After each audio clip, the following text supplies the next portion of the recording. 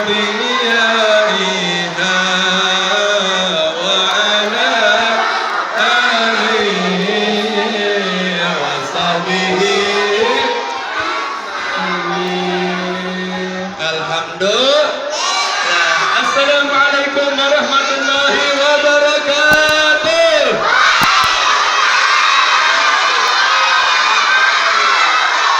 Bagaimana kabarnya semuanya?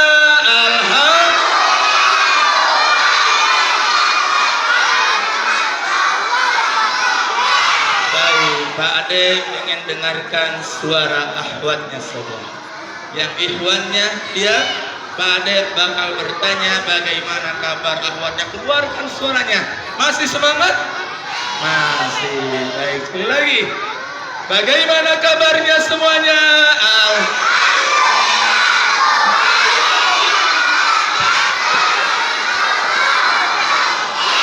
Baik, untuk ikhwannya.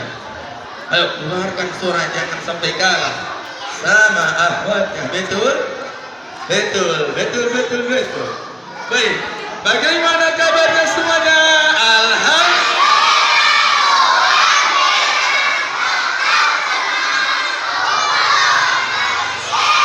Siapa yang menang ya? Akhwatnya apa ikhwannya?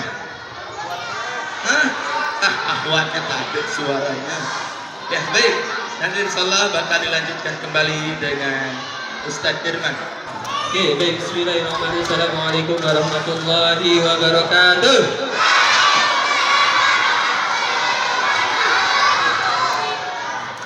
Alhamdulillahirabbil alamin wa bihi nasta'inu ala umuri dunya wa din wa ala alihi wa sahbihi ajmain. Asyhadu an la ilaha illallah wahdahu la syarika lah. Asyhadu anna Muhammadan abduhu wa rasuluhu la nabiyya ba'dahu. Alhamdulillah. Teman-teman, di pagi hari ini kita bisa berkumpul lagi ya dalam acara sanlat ya selama 4 hari ini. Untuk hari ini semua teman-teman dikumpulkan di lapangan ya. Baik, sebelum nanti dimulai Ustaz ada beberapa hal yang bisa saya sampaikan. Yang pertama, mohon dengan tertib ketika kegiatan sanlat ini berjalan ya. Tidak ada yang ngobrol, tidak ada yang bercanda. Khusus kelas 3, 4 dan 5 yang ditugaskan untuk mengisi rangkuman tausiah mohon disiapkan. Nanti dimasukkan di kegiatan yang dikasihkan dari sekolah kegiatan Ramadan. Buku yang panduan kegiatan Ramadan. Tolong yang tugas itu diisi ya. Di situ ada kegiatan-kegiatan keseharian. Baik sholat 5 waktu, sholat sunnahnya, baca Al-Qur'annya, mohon dilaksanakan, dikerjakan ya. Sesuai yang kalian lakukan dicatat ya. Mohon nanti diisi dikumpulkan sesudah hari raya. Oke, dari Ustaz itu aja ya.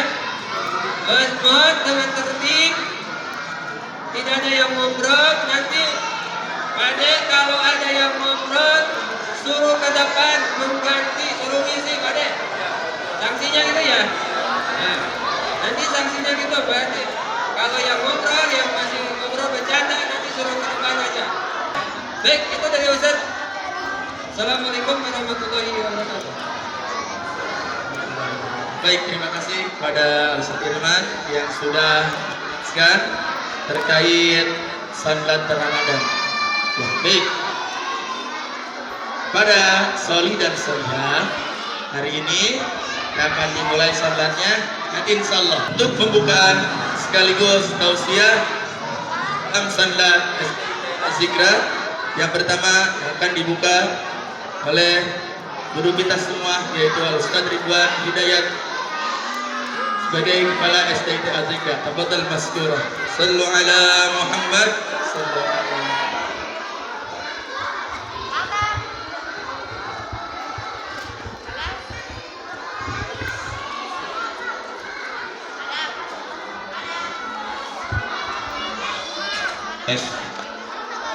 Tes.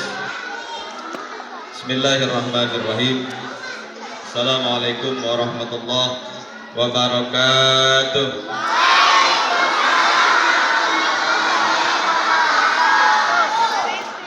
Alhamdulillah. Nahmaduhu wa nasta'inuhu wa nastaghfiruh. Wa na'udzu billahi min syururi anfusina wa min sayyiati a'malina. May yahdihillahu fala mudilla lahu wa may yudlil fala hadiya lahu. Asyhadu an la ilaha illallah wahdahu la syarika lah wa asyhadu anna sayyidana Muhammadan abduhu wa rasuluh la nabiyya ba'dah. Allahumma shalli wa sallim ala sayyidina maulana Muhammad wa ala ali sayyidina Muhammad al-munazzali alaihi syahrul ramadan alladzi unzila fihi al-Qur'an hudan lin-nasi wa bayyinatin minal huda wal furqan. Wa ba'd. Yang kami hormati keluarga besar Yayasan Az-Zikra Bogor, yang kami hormati Dewan Guru dan Staf, Kepala Sekolah TK Az-Zikra atau Pak Urgo Az-Zikra, TPA Az-Zikra, dan SDIT Az-Zikra. Tidak lupa yang Pak Ustadz selalu banggakan, selalu Pak Ustadz cintai, anak-anakku soleh-solehah, siswa-siswi SDIT Az-Zikra dan Pak Urgo Az-Zikra.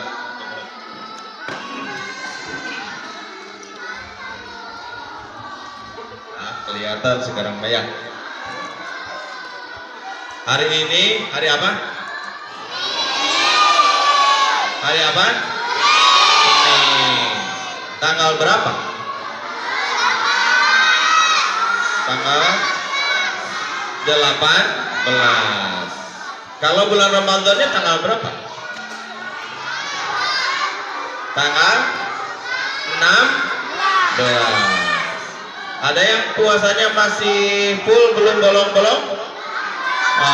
Keren. Bagus. Bagus, alhamdulillah. Nah, baik. Sekarang mulai tanggal 18 nih kita di sekolahnya Sanlat. Tahu Sanlat apa? Pesantren apa? Pesantren kilat. Kayak kilat. Iya, cepet. Gimana cepetnya? Masuk jam 8, pulang jam 10, cepet gitu. Jadi cepet banget kan? Iya. Nah, mari kita sama-sama buka kegiatan pesantren kilat SDIT Az-Zikra. SD aja kan ya? TK enggak kan ya? Nah iya, SDIT Az-Zikra tahun pelajaran 2021-2022, Hijriahnya tahun 1443 Hijrah. Dengan ini resmi kita buka dan kita sama-sama baca basmalah. Bismillahirrahmanirrahim. Mudah-mudahan kegiatan kita senantiasa ada dalam lindungan dan ridha Allah Subhanahu wa taala. Amin ya rabbal alamin. Bahkan kata Rasulullah sallallahu alaihi wasallam, tidak ada yang paling berat timbangannya nanti di yaumul kiamah. Tidak ada yang paling berat timbangannya nanti, timbangan amal di yaumul kiamah, kecuali timbangan amal dari akhlak yang baik. Subhanallah. Kan nanti di yaumul kiamah tuh ada timbangan tuh, ada mizan namanya. Ya. Nah, nanti ada tuh berat mana amal baik kita dengan dosa-dosa maksiat kita. Nah, nanti ketika kita memiliki amal yang baik dengan akhlak yang baik, adab yang baik, maka semua kejelekan-kejelekan kita, semua dosa-dosa kita, semua maksiat kita akan kalah beratnya dibandingkan dengan akhlak yang baik. Tuh, Masya Allah. Makanya penting. Bahkan sampai Imam Syafi'i radhiyallahu anhu dulu pesantren. Ketika Imam Syafi'i berangkat pesantren, dianterin sama ibunya. Dianterin ke pesantren. Ada di sini yang mau pesantren ada? Amin ya rabbal alamin. Nah, ketika dianterin ke pesantren, ditinggalin tuh 1 tahun berlalu setelah pesantren Imam Syafi'i pulang. Imam Syafi'i pulang ke rumahnya bukan untuk selesai pesantren, bukan, karena kangen sama ibunya, kangen sama mamahnya, kangen sama bundanya. Datang, pas di depan pintu, Imam Syafi'i ngetuk pintu. Assalamualaikum. Ibunya keluar. Waalaikumsalam warahmatullahi wabarakatuh. Wahai Syafi'i, anakku tercinta. 1 tahun sudah kau pesantren. Kau mau pulang? Iya bunda, aku kangen sama bunda. Aku kangen sama mama. Baik, boleh masuk rumah, tapi jawab dulu pertanyaan bunda. Pertanyaan apa bunda? Kata ibunya Imam Syafi'i, engkau di pesantren belajar apa? Apa yang sudah kau pelajari di pesantren? Kata Imam Syafi'i, aku belajar berbagai macam ilmu dan akhlak. Kata ibunya, wahai Syafi'i, engkau tidak boleh masuk ke rumah, balik lagi ke pesantren. Wah, galak sekali bundanya. Kan udah 1 tahun tuh, sudah kangen bundanya juga, sudah kangen Imam Syafi'i juga, tapi nggak boleh masuk rumah, balik lagi ke pesantren. Sampai berpikir Imam Syafi'i, apa salah saya jawabannya? Salahnya apa? Kan ditanya, belajar apa di pesantren? Imam Syafi'i jawab, aku belajar berbagai macam ilmu. Ada ilmu hadis, ada ilmu fikih, ya, ada ilmu tauhid, ada ilmu balaghah, ada ilmu mantik, ada ilmu bayan dan sebagainya. Dan belajar akhlak. Kata ibunya, jangan dulu masuk rumah, balik lagi pesantren. Enggak nyampe rumah, balik lagi Imam Syafi'i, pesantren lagi, 1 tahun lagi. Berarti tahun kedua balik lagi Imam Syafi'i. Assalamualaikum di depan pintu rumah. Waalaikumsalam kata ibunya. Wahai Syafi'i, anakku tercinta, kau sudah 2 tahun di pesantren. Kau mau pulang? Iya bunda, aku kangen sama bunda, kangen sama mama. 2 tahun bunda gak ketemu. 2 tahun, bukan sebentar, 2 tahun. Kata bundanya, boleh masuk rumah dengan syarat jawab pertanyaan bunda. Silakan bunda, pertanyaan apa? Pertanyaannya sama. Ketika di pesantren 2 tahun, wahai Syafi'i anakku, apa yang kamu pelajari?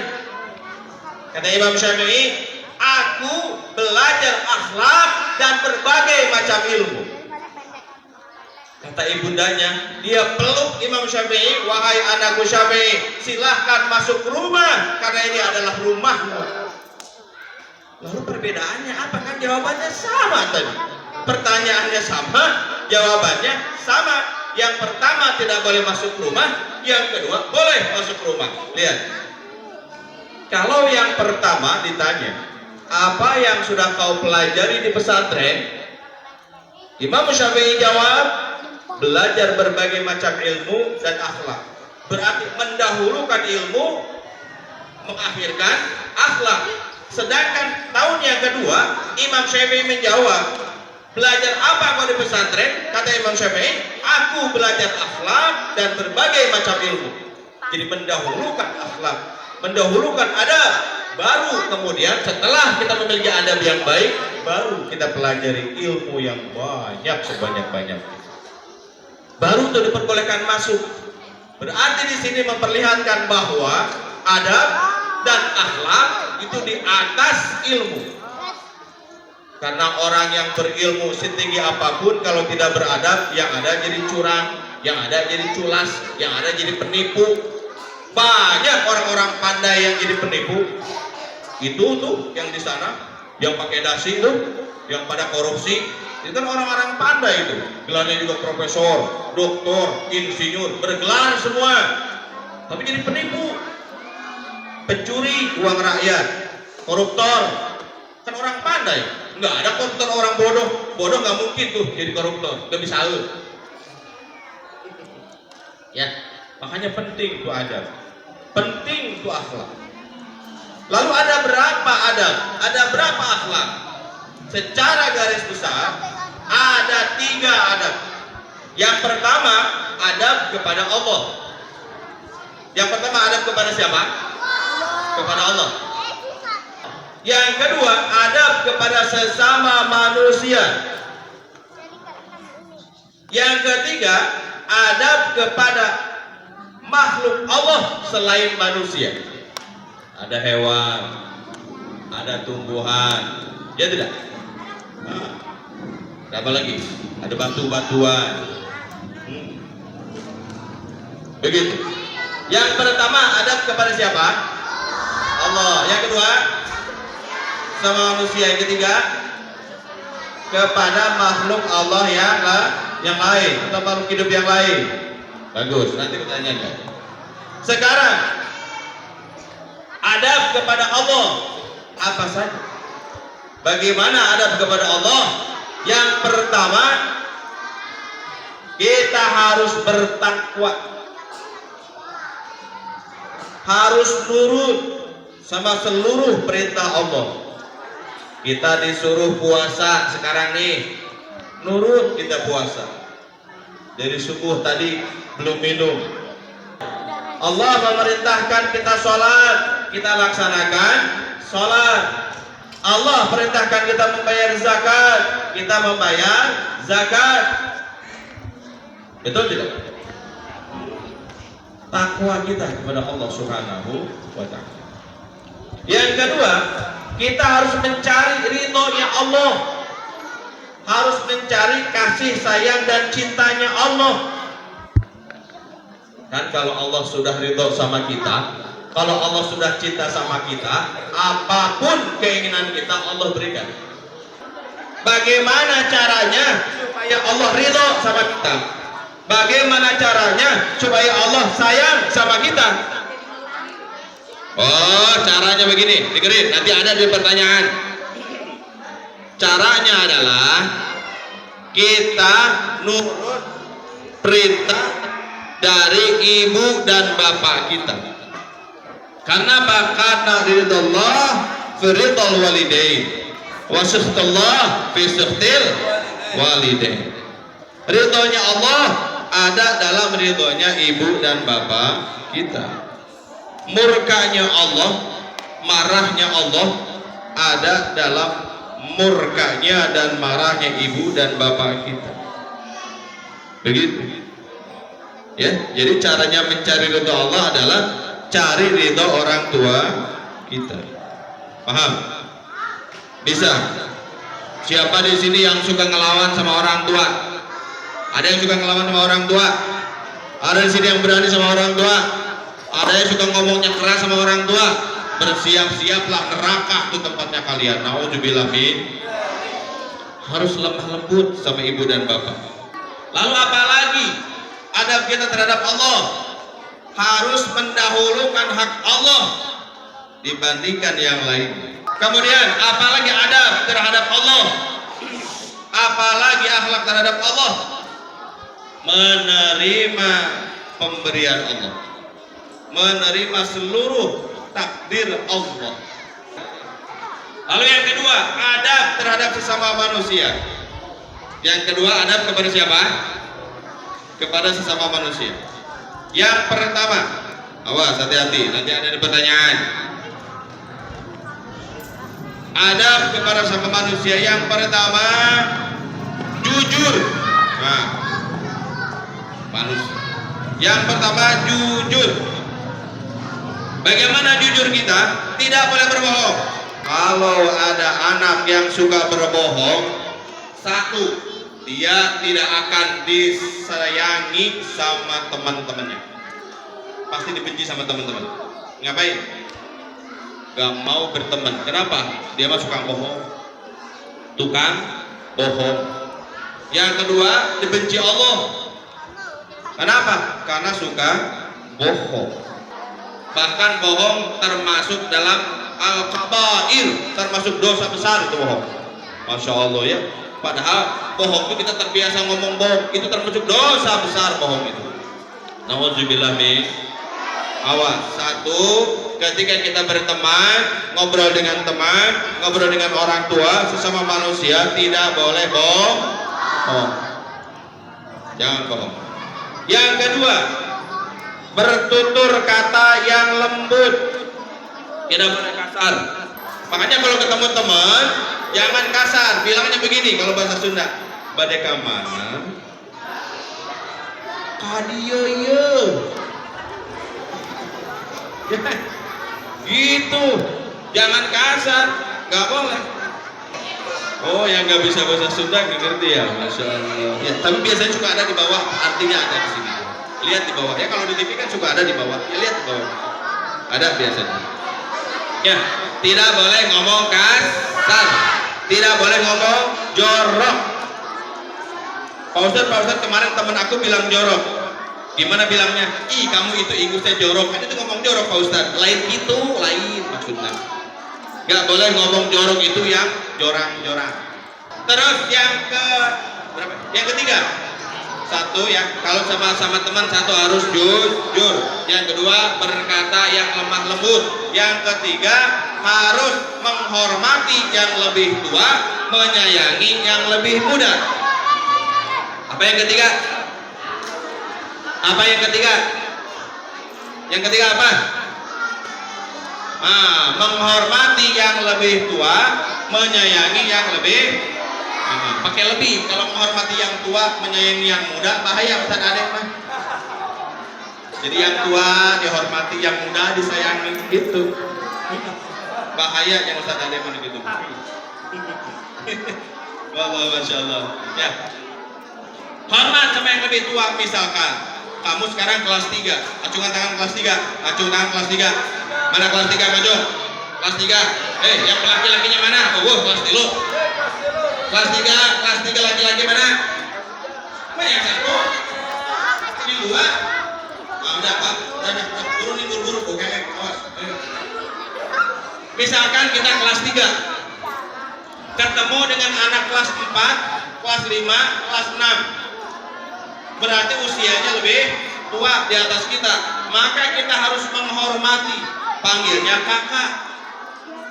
Ya, ada Satria, panggilnya kakak Satria. Kakak Satria, jangan, Satria, oh Satria wajah hitam. Oh. Panggil kakak Satria, kakak Dabil, kakak Wafi, kakak Hakim, kakak Noval, kakak siapa lagi? Kakak Ahmad, kakak Aid. Iya. Nah, sama yang lebih muda kita harus sayangi. Bukan berarti yang tua itu harus hormat ketemu langsung misalnya kelas 3 ketemu kelas 4 hormat, bukan begitu. Tapi hormati kan. Enggak culang. Sama yang lebih muda, kelas 3 ketemu dengan anak kelas 2, ketemu dengan anak kelas 1, kan lebih muda tuh. Sayangi dia. Sayangi, jangan dijahatin. Baik. Harus hormat sama yang lebih tua, sayang sama yang lebih muda. Terus nurut sama gurunya, harus nurut sama ibu dan bapak guru, sama ustadz ustadzahnya. Ada di sini yang nggak nurut sama ibu dan bapak guru? Ada di sini? Ada? Kata ibu gurunya, Kim jangan dulu pulang, kalah kabur, ayo gitu. Nurut sama ibu gurunya, paham ya? Kalau nggak nurut sama ibu gurunya, mau manfaat ilmunya. Karena guru itu penting. Adab terhadap guru itu, masya Allah, harus diutamakan. Masya Allah. Sampai ada kisah nyata di Tarim, sebelum dipegang oleh Habib Umar Hafiz, itu ada Syekh Al-Katiri itu ya. Nah itu punya murid. Itu muridnya hebat, luar biasa. Ketika di pesantren saja di Tarim, itu sudah biasa ceramah di mana-mana. Padahal masih jadi santri. Dia sudah bisa ceramah di mana-mana. Luar biasa keilmuannya. Sampai satu hari kata Syekh siapa Allah alam Al-Katiri belakangnya itu, Pak Ustaz lupa. Kamu malam ini ada jadwal mengajar santri-santrinya di sini di pesantren. Ternyata dia sudah punya jadwal ngaji ceramah di tempat lain. Lalu bagaimana dia berbohong sama gurunya? Guru, maaf, saya tidak bisa ngajar. Kenapa? Kata gurunya. Kan ini jadwal kamu di sini. Enggak, saya tidak perlu. Padahal dia mau ceramah di tempat lain. Pas malamnya benar dia pergi, nggak bilang dulu sama gurunya. Ingat nih, dia pergi tidak bilang dulu sama gurunya. Dia mau ceramah di sana. Pas jadwal pengajian kosong. Ada teman-teman santrinya bilang, Ustaz, si itu tidak ada di Kobong, tidak ada di pesantren.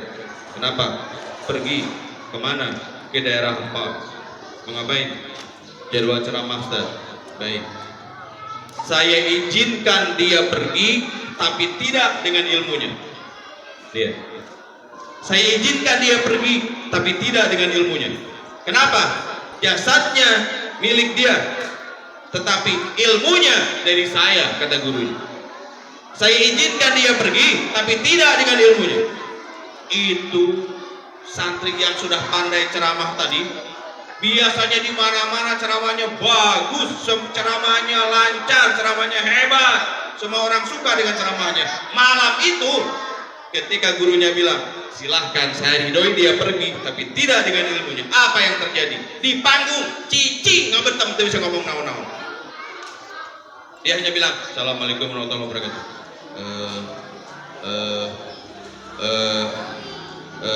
Kenapa? Karena ilmunya tidak ikut dengan diri. Ilmunya ditinggal di pesantren kuliah. Masya Allah. Makanya guru, walaupun gurunya bukan sarjana, kita sudah profesor, doktor, tetap guru kita. Nggak ada yang namanya mantan guru. Oh, itu bekas guru saya tuh. Emang ban bekas.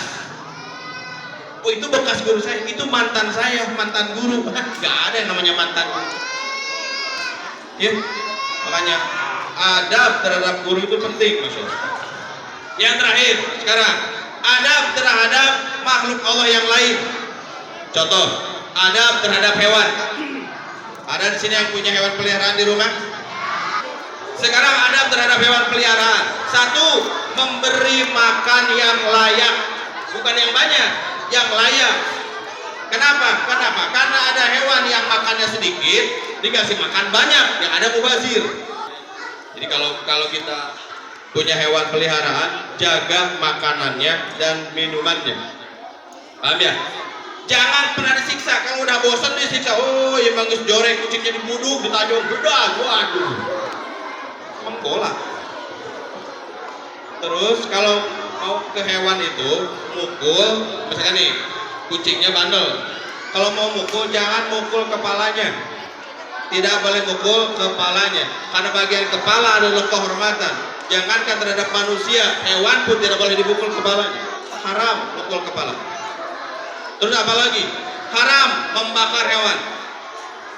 Biasanya kan kalau ada semut ya, semut rang-rang nih, kita mau ngambil rambutan, banyak semut nih, ada sarang semut, dibakar pakai api sarangnya, haram, dosa. Karena yang berhak membunuh pakai api hanya Allah. Hanya Allah yang berhak membunuh makhluknya dengan api. Kalau kita manusia dilarang menggunakan api, tidak boleh. Cuma ada yang maling speaker masjid dibakar, astagfirullahaladzim.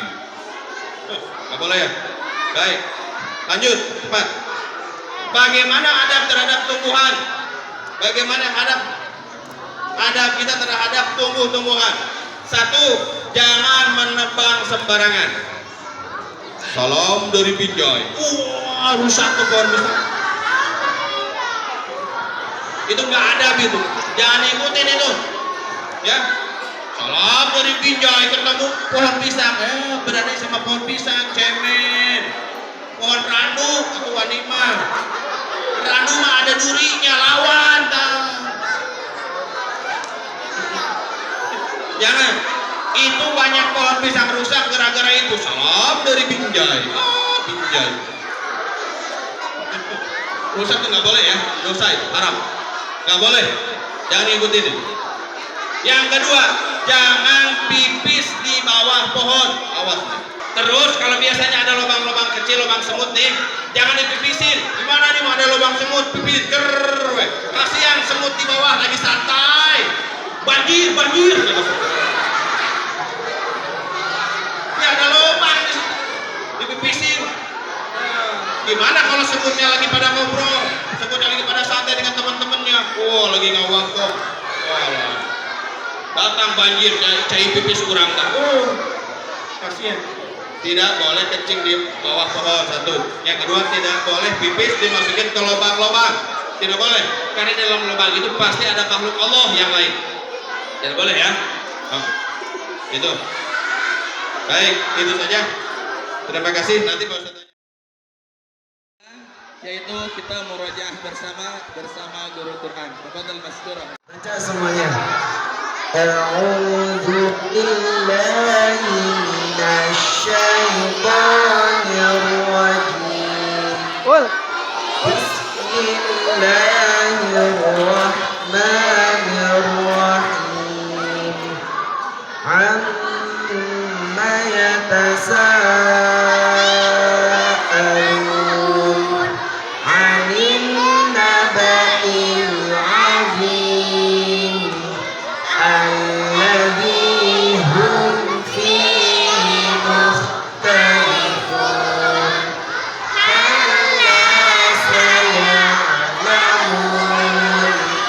thumma kalla saya'lamun. Alam naj'alil arda mihada wal jibala autada wa khalaqnakum azwaja wa ja'alna nawmakum subata wa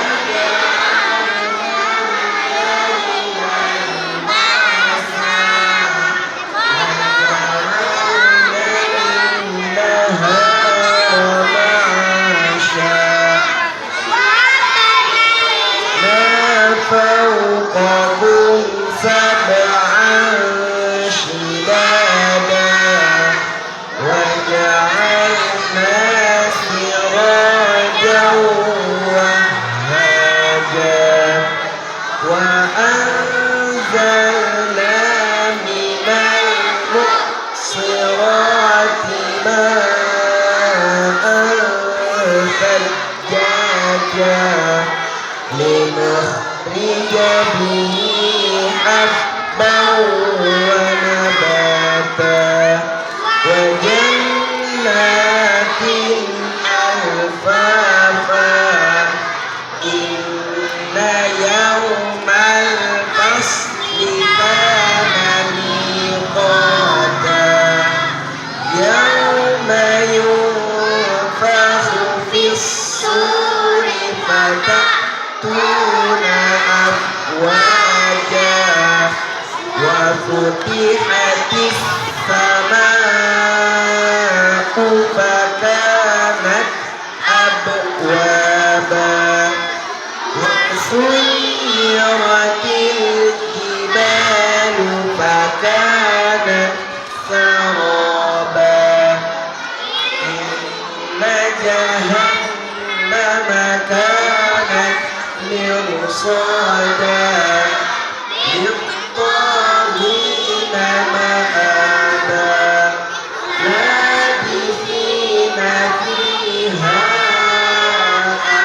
أحقابا لا يذوقون فيها بردا ولا شرابا إلا حميما وغساقا جزاء وفاقا إنهم كانوا لا يرجون حسابا وكذبوا بآياتنا كذابا كل شيء أحصيناه كتابا فذوقوا فلن نزيدكم إلا عذابا إن